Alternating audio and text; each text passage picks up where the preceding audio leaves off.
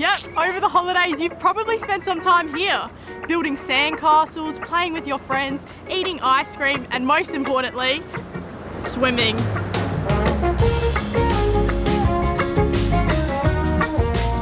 But while cooling off in the water is a lot of fun, it can also be a pretty dangerous place.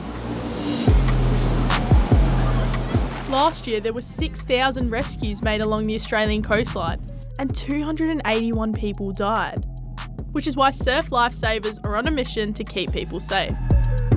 They're the people you've probably seen wearing red and yellow and, well, saving lives.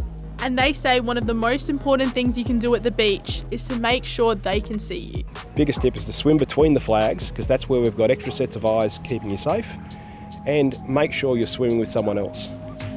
Sean says while any sort of water can be dangerous, the ocean has its own hazards. But the biggest thing we're really worried about is rips.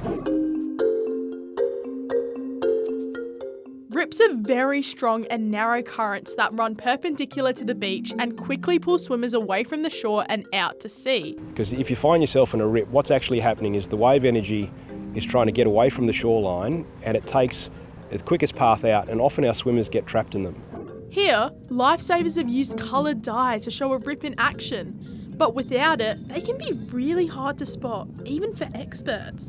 The biggest indication is often that the waves get knocked flat by the returning energy, and often you'll see a streak of sand being carried out through the back.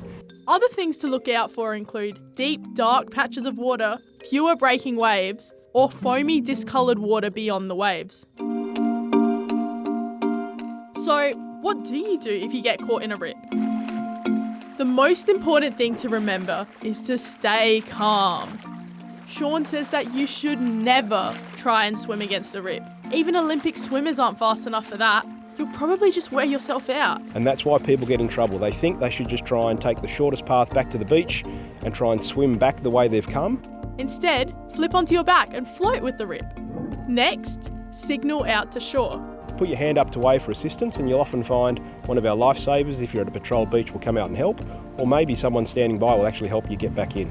If you are a strong swimmer, you can try swimming parallel to the shore to escape the current's pull.